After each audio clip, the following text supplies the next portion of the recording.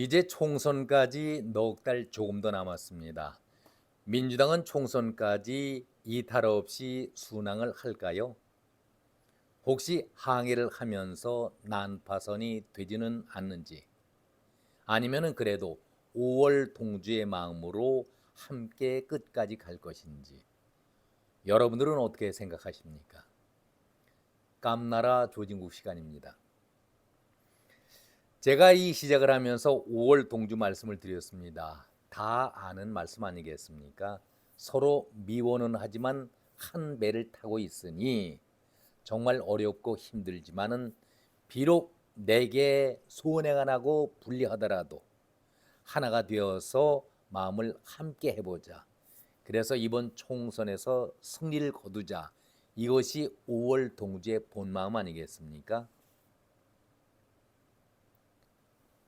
어제 민주당의 전 대표이자 총리를 지낸 이낙연이 친낙계의 모임인 연대와 공생 모임의 학술 포럼에서 오랜만에 자기의 목소리를 내면서 당과 이재명을 강하게 비난을 했습니다. 웬만해서는 이낙연은 자기 주장이나 의견을 잘 나타내지 않은 그런 스타일의 성격 소유자입니다. 때가 때인지라 친낙계의 포럼이기도 하겠지만은 이제는 자신의 목소리를 낼 때가 되었다라고 생각을 했던 모양이었습니다. 당내의 민주주의 인질극이 벌어지고 있다. 강성 지지층에 휘둘리는 이재명을 겨냥해서 아주 작심 발언을 했습니다. 이렇게 포문을 연 이낙연은 윤석열 씨가 대통령이 됐던 건 홍준표라든가 유승민 씨 덕이 아니라 우리 정치가 민주당을 바라보는 것이죠. 제가 부족했었다라는 이야기를 먼저 할 수 있었으면 좋겠다. 한마디로 이재명에 대한 비판의 발언을 이어갔습니다. 이재명이 선거가 끝나자마자 그런 얘기를 했었죠. 저도 기억을 합니다. 선거가 끝나자마자 민주당의 최고 책임자가 됐고 졌지만 잘 싸웠다. 그래서 젖살자 이런 용어도 했었지 않습니까? 졌지만 잘 싸웠다라고 먼저 규정하는 것을 보고서 이낙연이가 경악을 했다는 얘기입니다. 한마디로 상식 이하의 말을 하는 이재명을 강하게 비난을 했습니다. 아니 어떻게 이런 말을 남들이 패자를 위로할 때 쓰는 그런 말이지 패자가 된 이재명이가 스스로 그렇게 떠들고 다니는 건 아닌데 저는 이 말을 이낙연이가 했을 때에 참 의미가 있었다. 제게는 그렇게 들렸습니다. 충고의 말 같지만은 아주 뼈가 있는 얘기입니다. 이낙연은 남을 직설화법적으로 비난하는 것이 거의 없는 사람입니다. 부드럽게 돌려서 얘기를 하죠. 아주 작심하고 비판을 한 이낙연의 모습을 보고서는 참 의미가 있고 뼈 있는 얘기다. 저는 그렇게 생각을 했었습니다. 이낙연은 늘 언행을 하는 데 있어서 한 발 늦지요. 매우 조심하면서 신경을 쓰고 말 한마디 행동을 하게 됩니다. 그런데 어제 그 자리에서는 당과 이재명을 향해서 이렇게 강하게 비판하는 것을 보고서는 정말 드문 일이었다. 예사롭지 않게 저는 느꼈었습니다. 이재명이 자기의 자리와 그리고 당 장악을 위해서 개딸들을 중심으로 해가지고 당원 중심에 다시 말하면은 권리당원의 권한을 늘리면서 당을 이끄는 것에 대해서 당 내부 특히 비명계의 반발에 힘을 실어주겠다는 것이 이낙연의 생각 아니겠습니까? 이낙연은 당내의 민주주의가 질식되고 있다라고 맞받아치면서 당원 중심의 민주주의를 주장하는 이재명을 정면으로 공격을 했습니다. 아주 작심을 하면서 이재명을 직격을 했었죠. 저는 앞에서 말씀드렸습니다마는 이낙연이가 이렇게 직설적으로 남을 공격하는 것을 처음 봤었습니다. 대단히 이례적인 그런 일이었습니다. 이낙연은 남 탓은 자기의 파괴라는 말을 하면서 이재명의 사당화를 맹공을 했었습니다. 이낙연은 당내 민주주의는 힘을 가진 사람이 앞장을 서서 이루어야 하는데 지금 당 내부를 보면은 그걸 싫어하고 모든 거를 자기 중심의 사당화만을 신경 쓰고 있다. 이렇게 비판을 했습니다. 한마디로 뭔가 인질극을 벌이고 있다라고까지 발언의 수위를 높였었습니다. 앞서서 말씀드린 것처럼 이재명은 개딸들을 중심으로 해서 대의원의 권한을 대폭 축소시키면서 자기 중심의 개딸 이른바 권리당원의 권한을 대폭 늘리면서 자기 기반을 끌고 가겠다라는 도관 아니겠습니까? 그 생각 아니었겠습니까? 이것을 바라보고 있는 이낙연, 더 이상 이대로 방치할 수는 없겠다.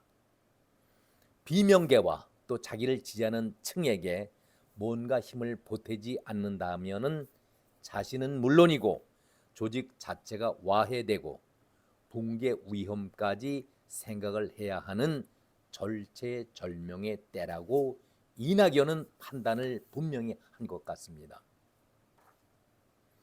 이런 생각 속에서 이제 결속을 반드시 해야 된다. 그리고 자신이 그 중심에 서서 이재명과 정면으로 맞서야 되겠다라고 마음을 먹은 것 같습니다. 앞에서도 말씀드렸지만은 민주당이 어떤 정당이었느냐 그렇게 되물으면서 과거의 민주당은 내부의 다양성과 민주주의라는 면역 체계가 작용을 해서 건강했었다. 그러나 지금은 리더십과 강성 지지층 개딸들의 영향으로 인해서 그 면역 체계가 무너져 버렸고 당내의 민주주의는 완전히 질식한 상태다. 힘이 있을 때에 힘 있는 사람이면은 당 대표가 이러한 잘못된 것을 바로 잡아야 하는데 오히려 당내 민주주의는 사라졌고 당내의 민주주의는 질식당하고 있다라고 강하게 이재명을 비판했습니다. 아울러서 대선이 끝난 지가 얼마나 지났는가, 그런데도 대선에 대한 패인 분석 등 대선 평가가 아직까지 나오지 않고 있다는 것에 대해서도 답답하다. 그럼 향후 무엇을 가지고 당을 준비해 나갈 것인지 참으로 어리석은 일이다. 이 말은 이재명이가 당 대표가 되고 나서 자신의 사법 처리를 막으려고만 신경을 썼지 당을 위해서 한 것이 무엇이 있나, 무슨 일을 했느냐라고 공격을 하고 있는 것입니다. 이낙연이 이재명을 바라보는 시각은 분명한 것 같습니다. 이제는 몸은 민주당에 속해 있기는 하지만 당적은 민주당의 당적으로 담고 있기는 하지만 외곽 변두리에 있었던 사람, 정통적인 사람이 아니지 않겠는가, 이런 내용으로 공격을 하는 것 같습니다.